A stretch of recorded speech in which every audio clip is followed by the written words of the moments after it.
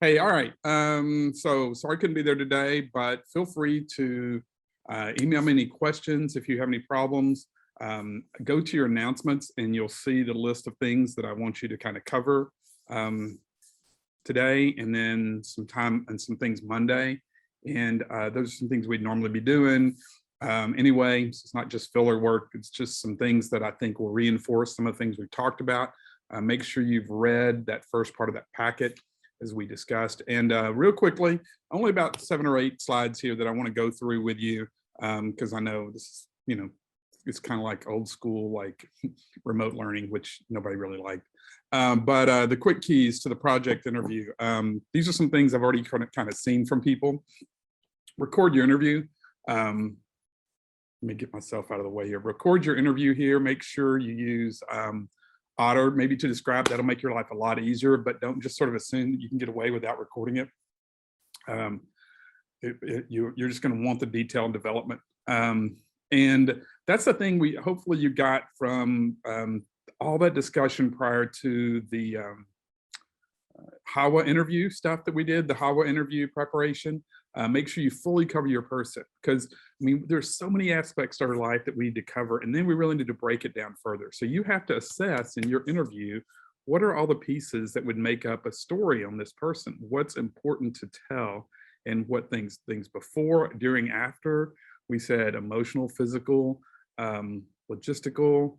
What else? We said emotional, mental, physical, all those things. Yeah, we just got all three of those. I missed one there. But that's sort of how you need to break down your interview. Depth is usually one of the biggest problems. That and no follow-up questions, which is the last one. Is I'll read interviews and I'll see that people just kind of plow through and aren't really listening and thinking and really working to follow up. So I really want to see that in the interview. Again, email me if you've got questions. I'll be checking that and responding. Probably more like the end of the day or something like that. So it may not be instant. But I'll get to them as soon as I can. Now, on to a few more things to talk about. We said this yesterday, but some moments you really need to have the person slow down to describe. Here's a story, her heart. We'll just read through this. Her heart, sophomore Gabby Case could hear it and pounding in her ears. Her heart, throbbing in her fingertips, in her neck, her wrist, her eyes, her heart. It was all she could focus on. Her vision was going fuzzy. The third floor of science hallway around her turned upside down, and she seemed to fall in slow motion. Then everything went black. It could have been seconds or hours. The first thing she could pull into focus was the outline of the rectangular fluorescent lights above her. That was good. Light meant she was breathing. Light meant she was alive. Case could only faintly recall the frenzied phone calls that took place that afternoon between the school nurse, her parents, and various doctors. Something was not right. Over the course of the next week, she was rushed from one office to another and run through test after test. The doctors took blood samples, did brain scans, and ran x-rays. But it was after the electrocardiogram, or EKG, which tested the electrical activity of Case's heart, that the doctor gave her a diagnosis. She had a tachycardia rhythm. It was a condition that caused her resting heart to beat faster than the normal 100 beats per minute. Even while sleeping, the disorder could cause her heart rate to accelerate to a hammering speed of 120 beats per minute or higher, leading to less blood flow to her entire body and increased strain on the tendons inside her heart. And it could kill her. So you can see that this writer spent time, slowing down that moment that led up to it. I mean, she's obviously not going to know what happened when she passed out, but the moments that she sort of all led up to, she got it slowed down, because that's just a critical moment. So it's just like with HAWA, the moment that she had her hands cut off was a critical kind of turning point in that story. So those are the things you want to think about with your story. What can I slow that down? And then just a real quick, look at the little information they gathered. They just didn't say they gathered a lot of tests. We found exactly what types of tests, so be specific. Okay. Three quick points to make about observation. And we kind of referenced this yesterday in HAWA, those things where they went with her to see how she handled herself in the art class. So the more you can kind of hang out with your person doing what they do, or observe things, as we talked about, photo albums, Facebook pages, if it's something older that they don't necessarily have going on now in their lives, anything that you can sort of see that may reflect something about that experience would be helpful for your story. And I tell you this, if I said the room was silent. Now I'm sitting in this room, and when I said that, it really wasn't silent, was it? It's the whole idea. If you stop and listen, what would you have heard? You probably heard shuffling. You probably maybe only heard your own breathing. I heard the air conditioning unit going here. So my point here is you can't sort of say nothing's going on in there, just like we did with the refrigerator. That's overridden. The room is very rarely ever silent. I had a girl go back down to interview and to do a story about, what was it? This was a detention. She was going to go do detention. She came back and she said, nothing's going on in there. And I'm like, look, something's got to be going on in there. So go back in there, open your senses, sit down and just take it in and write and put down details. And this was the lead that came out of that. The buzzing lights and the flipping of textbook pages was the only noise in the room. The detention rules were written on the top left corner of the chalkboard and were explained first thing. No noise, no communication, no sleeping, no preening, grooming, no eating, drinking, or chewing. Every student was at least one desk away from the other. The rules are strict because if they weren't strict in there, nobody would go, Junior Joe Patton said. Now, yeah, this is old, I get it. But you know what, this girl won, like this is the whole story, this is just the intro, the lead. And she won a national award with this. And it was because she found something where everybody else would have found nothing. I wish I were in class with you. I'd ask the questions of like, how many of you have seen Breakfast Club? Or how many of you have ever seen Ferris Bueller's Day Off? There's some iconic scenes in there where he shows what boredom or nothing looks like.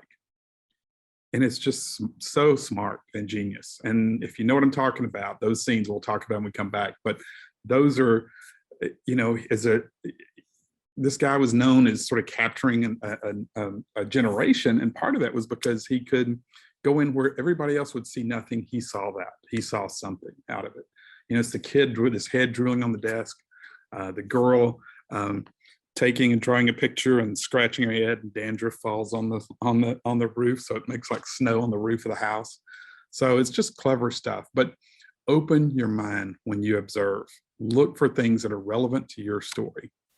Try to get down as many relevant details in your collection process. Remember what we said, relevant details.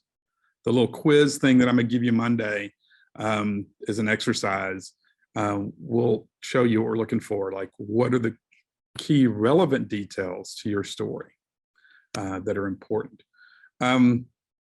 We had a kid who was like, he was an antiquer, okay? And so what high school kid, you know, is an antiquer? I mean, it's pretty rare. So the girl followed him down to an antique shop and watched him sort of go antique shopping. And this is the story that came out of it, or at least, again, the opening, the lead. Junior Noah Marsh is a skinny 17-year-old clad in a gray American Eagle sweater. He weaves his way through a diverse crowd, young 20-somethings in beanies and skinny jeans, smoking cigarettes, confused looking, oh, it's blocked. I can't see what's going on in my thing. Something babies, artistic people with thin wired glasses and fancy coffees. He's on yet another antiquing mission. He paces through the hallways of Good Juju, a brightly colored antique shop found in the heart of the West Bottoms. The shelves are lined with the brittle hand-painted teacups and old-fashioned soda bottles from the 50s, still filled to the brim. He makes his way to the wall of cream 1960s refrigerators and turns the corner when he sees it, a spotless, smoky gray portable Westing TV house from the 60s. Noah slowly picks up the 30-pound television, examining every detail. I can't believe it still has the original cord, he says with fascination. Wide-eyed, Noah sets down the TV and pulls out his iPhone. He does some quick research using his Google app to assure that the $40 price tag is fair. After finding similar items sold for similar prices, he is assured. He returns to the TV, picks it up by the handle, and makes his way to the register. The TV is his newest addition to his collection of more than 30 antiques. Look at all the great details. She went and looked for this kid. Not only do you have, look at the concrete words, gray American Eagle sweater, okay? And we want to paint this kid in contrast to these others, 20-something beanies and skinny jeans, smoking cigarettes, confused looking, God, I wish I could read that behind that thing, artistic people with thin wired glasses and fancy coffee. So those are really nice details that show me how he doesn't quite fit in. Then you come down, look at later. The shelves are lined with brittle hand-painted teacups and old-fashioned soda bottles from the 50s. Stuff that no high school kid seemingly would sort of jump out and say, this is great. But here comes the real payoff. So you watch her, she's writing down Teasdale's, the context, the environment he's in. When he sees it, a spotless, smoky gray portable Westing TV house in the 1960s. My guess is that's the way he described it, okay? Because who else would say spotless, smoky gray portable? And then the next stuff really is cool. Noah slowly picks up the 30-pound television. It's heavy. She knows how heavy. Older TVs are heavier. And then who is it? She gets down dialogue. Who else is it that gets excited about a chord? What kind of kid gets excited about a chord? So you find, she does all these kind of things. You watch him check it on his Google app. So again, it's the contrast of a high school kid in a different environment. But she's got great details that really paint a picture of what this kid gets excited about. You see his excitement in that situation that most people wouldn't be. So again, that's the picture you're trying to paint. Look for relevant details to telling the story that you think you're going to tell. And this is the final one. And she did a story about this. I think there's somebody else here like this, just a teacher who does beekeeping, okay? So Daisy Bowen, some of you may have heard Daisy or maybe know Daisy. Well, you see where you think she got this information. Step 1, Jennifer Burris slips on the honey-stained body seat and pulls the thick gloves over her hands. Step 2, the substitute teacher plops on the beekeeper's hat and folds down I'm not seating behind it. She hefts up her wheelbarrow full of equipment, heads to the hives. Burris heaves the top of the hive off, and around 20 discombobulated bees come instantly flying out. But within 2 or 3 seconds, hundreds of bees are flying all around her. They sporadically fly in and out of the hive, carrying globs of pollen on either side of their bodies. 5 land on the netting of the bale just inches from her eyes. She counted. Great. While 6 other bees settle over her gloved hands, Burris doesn't flinch or pull her hands away from the hive. She's enjoying herself. Just 6 years from when she came across a Beekeeping for Dummies book at her brother-in-law's farm, Burris comfortably tends to 2 hives in the corner of her backyard. This is where she spends many spring evenings working the hives, anticipating the honey harvest for her friends and neighbors.